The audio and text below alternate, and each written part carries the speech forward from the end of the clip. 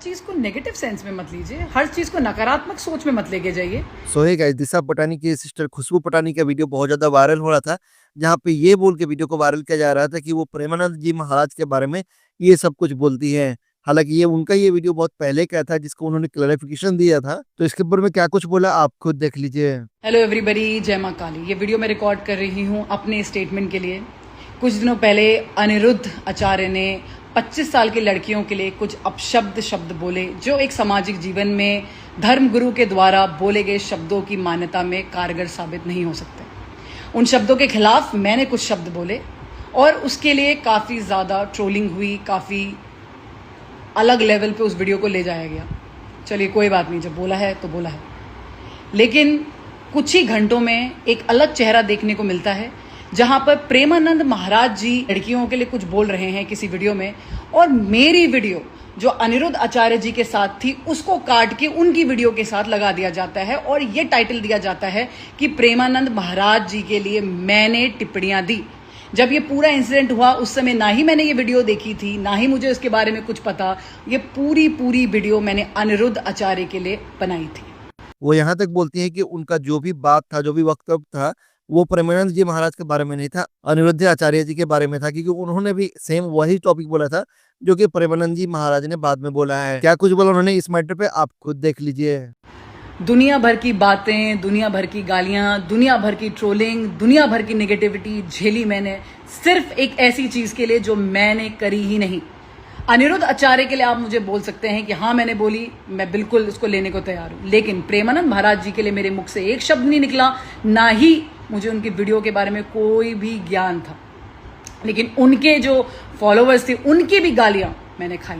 ये एक तरह से फेक न्यूज एजेंडा बनाया जाता है। प्लीज इसको समझने की कोशिश करिए। जब किसी पर्टिकुलर चीज पे जीत हासिल नहीं होती, अगर मैंने वो कमेंट मारा है तो वहां पर मीडिया मुझे सपोर्ट में आ रही है, तो वहां पर वो एजेंडा हासिल नहीं हो पा रहा है, तो उस चीज को तोड़ने के लिए एक फेक न्यूज का agenda, it's called cyber war होता है ना फौज में, साइबर वॉर है ये। एक दूसरी न्यूज फैलाई गई जिसमें मेरी इमेज को डाउन किया गया, अननेसेसरी उसको पुल डाउन किया गया ताकि इस न्यूज से हमारा ध्यान हट सके, और ऐसे ये पूरा एक चक्रव्यूह रचा गया। लेकिन अब एक चीज की हद पार हो रही। उसके बाद वो बोलती है कि कुछ लोग हैं जो वीडियो काट पीट करके, यानी जो भी स्टोरी लगाया था 24 घंटा में खत्म हो जाता है, लेकिन कुछ लोग हैं जो उसको काटे हैं प्रेमानंद जी महाराज का नाम जोड़ने के लिए, ताकि मेरा वीडियो उस वीडियो के साथ में वायरल कर सके और मुझे बदनाम कर सके। और वो यहाँ तक बोलती है कि जो भी लोग यहाँ पे अब फेक कमेंट देंगे या फेक वीडियो बनाएंगे, यानी कि वो जो भी बोली आचार्य जी के बारे में बोली, अगर कोई भी उनका वीडियो प्रेमानंद जी महाराज से लिंक करेगा तो उनके ऊपर वो लीगल एक्शन भी लेंगी।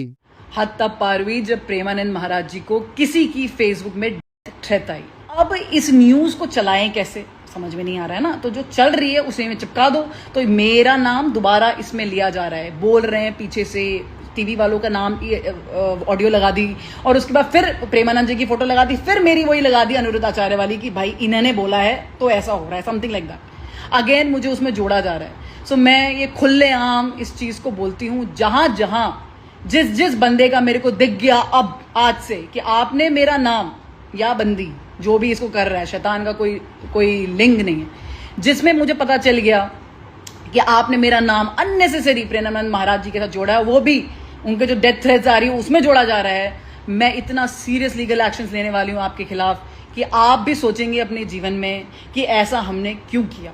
किसी की भी मॉडेस्टी आप ऐसे तोड़ नहीं सकते। हमेशा याद रखिए, फेक न्यूज मत फैलाइए। जिससे कोई लेना देना नहीं है उसके साथ नाम नहीं जोड़ा जाएगा। नाम जोड़ना ही है तो अनिरुद्ध आचार्य के साथ जोड़ो, जिनके लिए मैंने टिप्पणियां करी हैं। उनके साथ मत जोड़ो जिनसे मेरा कोई लेना देना नहीं है, मैंने कोई वीडियो नहीं देखी। मैं फिर आपको बताना चाहती हूँ, जो मेरी ऑडियंस है, प्लीज इस वीडियो को शेयर करिए आगे तक, ताकि जितने भी लोग ऐसी वीडियोस को देख रहे हैं वहां पर रिपोर्ट करिए कि ये फेक न्यूज है। मेरा प्रेमानंद महाराज जी की वीडियो से कोई लेना देना नहीं है, मैंने उनके लिए कुछ नहीं बोला। मेरा पूरा वाक्य, हर चीज अनिरुद्ध आचार्य जी के लिए था।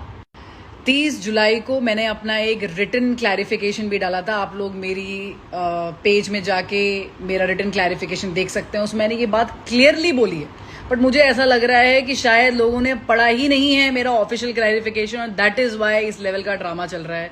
तो इसलिए मैं मजबूर हो गई कि भाई मुझे वीडियो बनानी पड़ेगी। लोग पढ़ते नहीं हैं आजकल के।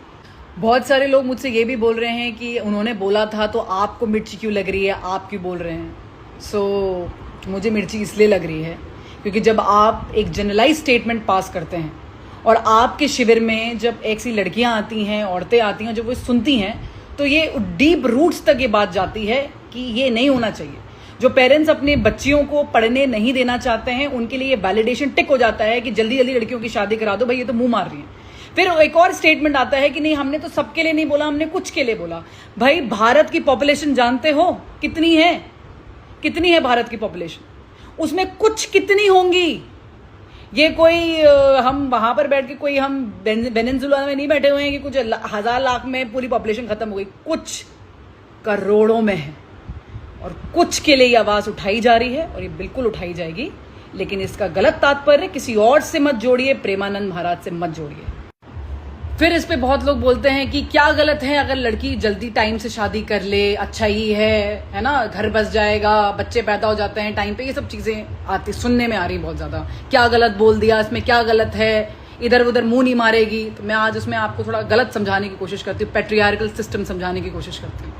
जब वो छोटी होती है तो वो अपने पिताजी की अमानत होती है। अब इनके हिसाब से 25 साल की लड़कियां तो मुंह मार चुकी हैं, तो 25 साल से छोटी लड़कियां शादी के लिए तैयार है, मतलब जल्दी कर दो। मतलब उसकी 20-21 साल में बेचारी की ग्रेजुएशन कंप्लीट होगी।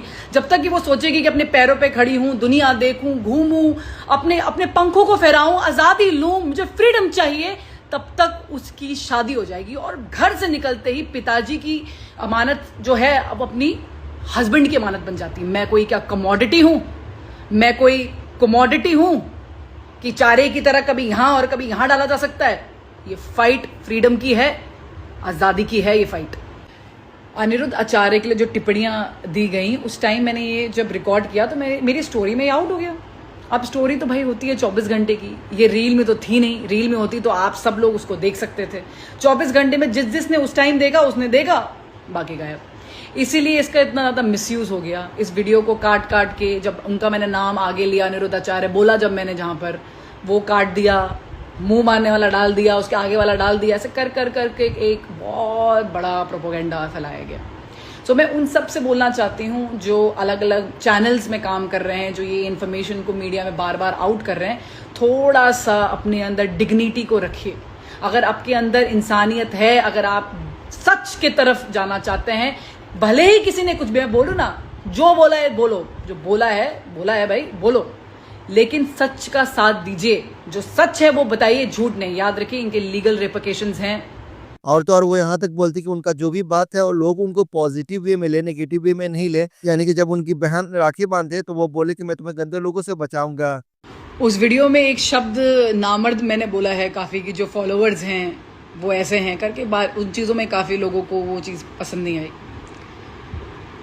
रक्षाबंधन आ रहा है, तुम्हारी बहनें हैं जो शिविर में जाती हैं, तुम्हारी छोटी बहनें होंगी, तुम्हारी बड़ी बहनें होंगी, है ना, जिनके अपने सपने हैं, जैसे तुम्हारे हैं। जैसे तुम्हें जिंदा रहने महसूस होना चाहिए, मैं जिंदा हूँ, मैं नौकरी में कुछ अच्छा करूँगा, मैं अपने घर वालों के लिए कुछ अच्छा करके दिखा सकता हूँ, मैं देश के लिए कुछ अच्छा कर सकता हूँ। ऐसे तुम्हारे बहनों के अंदर भी वो सेम है। रक्षाबंधन में इस बार उनको ये मत बोलना कि बहन मैं आपको प्रोटेक्शन दूंगा बाहर किसी गंदे आदमी से। उनको ये बोलना, बहन मैं घर के अंदर तुम्हारे लिए खड़ा हूंगा। और अगर आप अपनी बहनों के लिए खड़े नहीं हो सकते तो आप कैसे आदमी हैं, इसका अनुमान आप खुद लगा सकते हैं। तो इस पूरे कंट्रोवर्सीज के ऊपर में आपका जो भी राय हो कमेंट करके बता सकते हैं।